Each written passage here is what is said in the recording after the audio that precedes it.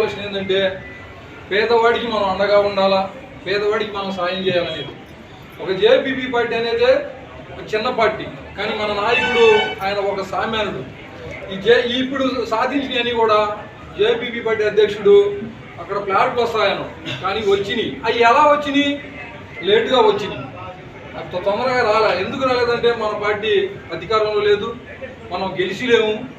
మీరు అలాగనే మీరు ఓటేసి గెలిపించిన పార్టీ కాడికి పోయి ఈ నాయకుని అడిగినట్టే అడగగలరా? అడగలేరు. ఎందుకంటే వాళ్ళు మిమ్మల్ని దృష్టిలో కూడా పెట్టుకోరు. ఎందుకంటే వైసీపీ అని ఎంత ఇచ్చుకున్న నేను నన్ను కూడా దృష్టిలో పెట్టుకోవాలి. నాకు కనీసం బజార్లో బోర్లు నీళ్ళు కూడా ఇలా, వాళ్ళు నీళ్ళు ఇవ్వకపోతే నేనేం చేశా, 2 సంవత్సరాలు డబ్బులు పెట్టి కొనుక్కున్నా. అంతేగాని అలాగనే ఇప్పుడు ఏ పార్టీ అయినా కానీ పార్టీలు వాళ్ళవి అయితే ఎగరటం మనం అవుతున్నాం. కుంకాలు చల్లుకొని పసుపులు చల్లుకొని ఎగిరేదోరు మనం. ఎందుకు ఎగురుతున్నాం? మనకి ఏమీ తెలియదు. ఎందుకు ఎగురుతున్నాం అంటే సిగ్గులేనమాట, మొగుడు పెరిగిపోయిందంట. అట్లుంది. ఎగిరేదోరు మనమే. ఎందుకు ఎగురుతున్నారని ఎవరైనా అడిగినా కానీ దానికి మనం సమాధానం చెప్పలేము. వాళ్ళ పార్టీలు గెలిస్తే మనం ఆనందపడతాం. ఎందుకు ఆనందపడతాం? మనం వాళ్ళ ఆఫీసుకు పోతే మన మొహం కూడా చూడవాలి, అందుకని మనం ఆనందపడతాం. ఎక్కడైతే నాయకుడు కూడా కూర్చోవచ్చు, మన పార్టీ కాబట్టి, మన ఆఫీసు కాబట్టి. ముందు మీరు ఇక్కడ మహిళలు తెలుసుకోవాల్సింది ఏంటంటే మహిళా చట్టాలు కానీ రాజకీయ అనుభవం ఏంది అలాంటివే మీరు ఆలోచన చేయాలి. మరి లోన్లు వస్తాయని చెప్పాడు మన నాయకుడు. లోన్లు వచ్చినాయి, అవి కూడా ఎలా వచ్చినాయి? లేటుగానే వచ్చినాయి. అధికార పార్టీలు మనకేమన్నా తొందరగా చేస్తారా? చెయ్యరు. పోనీ వాళ్ళు లేట్గా ఏం చేస్తారా? చెయ్యరు. వాళ్ళు అసలు ఏమీ చేయరు. వాళ్ళు మనకి మాటలు చెప్పడం తప్ప. మనం కూడా మాటలే నమ్ముతాం, కానీ ఎలాంటి నాయకుడు మన పక్షానుండి చేసేవన్నీ నమ్మం. ఎందుకంటే మనం ఏ నాయకుడు అయితే మాటలతో నమ్ముతామో ఆ నాయకుడే మనల్ని ముందు మోసం చేయడానికి ముందు ఉంటాడు. అప్పుడు తప్పు నాయకులు కాదు, మనది. మన నాయకుడు చెప్తూనే ఉండవు, మీకు నేను లోన్లు ఇప్పిస్తా, మిషన్లు వస్తాయన్నాడు. మిషన్లు వచ్చినాయా? వచ్చినాయి. ఎలా వచ్చినాయి? లేటుగానే వచ్చినాయి. ప్రతిదీ నీకు పని కావాలంటే నీకు ఏదైనా ఒక లేటుగానే అవుతుంది, కానీ కాదంటానికి లేదు. చిన్న పార్టీ అయినా మనకి ఇక్కడ లేటుగా అయింది. ఏనే మనకు పనులు అవుతున్నాయి, కానీ అక్కడ మనకి అధికార పార్టీలు వల్ల మనకి పనులు కావు. ఇలాంటి వాళ్ళ పార్టీల వల్ల మనకేమవుతున్నాయి? గొడవలు అవుతున్నాయి. మనం అయిన వాళ్ళం కంటు అవుతున్నాం, మన రక్త సంబంధాలు కంటు అవుతున్నాయి. ఒక పొలంలోనే 2 వర్గాలు వస్తాయి.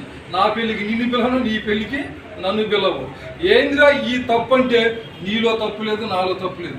పక్క పార్టీలు వాళ్ళని నమ్ముకొని వాళ్ళ మాటలని కొట్టుకొని సాగడం తప్పితే మనకే ఇక్కడ వచ్చిన వరం ఏమీ లేదు. మరి ఇప్పుడు ఈ జేపీపీ పార్టీ కొంతమందికి ప్రజలకి చదువుకోలేని పిల్లలకి ఆర్థిక పరిస్థితిలో ఉంటే సాయం చేసిన పార్టీ జేపీపీ పార్టీ.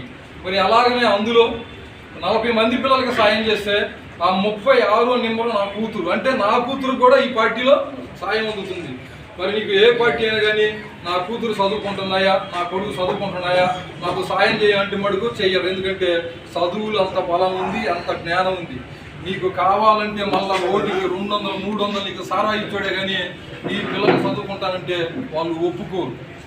నీ పిల్లలు చదువుకోవాలన్న జ్ఞానం, నీ పిల్లలు చదువుకోవాలా, వీళ్ళందరూ రాజకీయం తెలుసుకోవాలా, వీళ్ళందరూ అభివృద్ధిలోకి రావాలన్న జ్ఞానం ఒక బాబాసాహెబ్ అంబేద్కర్కే ఉంది.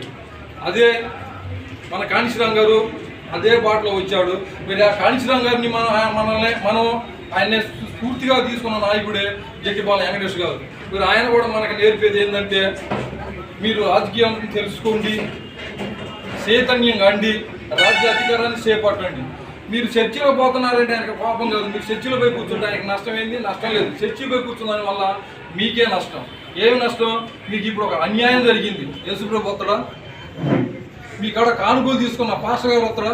సో పోనీ వాళ్ళిద్దరూ ఎవరో రాకపోయినా కానీ ఒక దేవదూతలను మీకోసం పంపుతున్నా? పంపడు. నా మీద దాడి జరిగినప్పుడు నాకు యేసుప్రభు రాలా, నా దగ్గర కానుకలు తీసుకున్న పాస్టర్ రాలా, ఒక జట్టిపాలెం వెంకటేష్ అంటే ఒక దట్ ఈజ్ జేపీపీ పార్టీ అధ్యక్షుడు మాత్రమే వచ్చింది. ఆయన మాత్రమే నన్ను ఆదుకున్నాడు.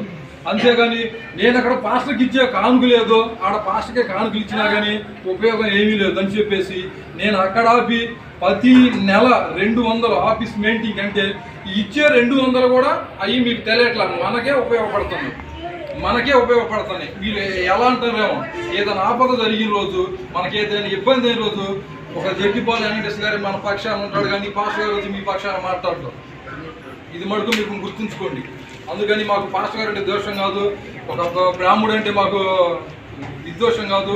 మాది ఒకటే మార్గం, బహుజనులకి రాజ్యం కావాలి, ప్రజలు అనేది రాజకీయాన్ని నేర్చుకోవాలి, చట్టాలను నేర్చుకోవాలా అనేది మన నాయకుడి ఉద్దేశం.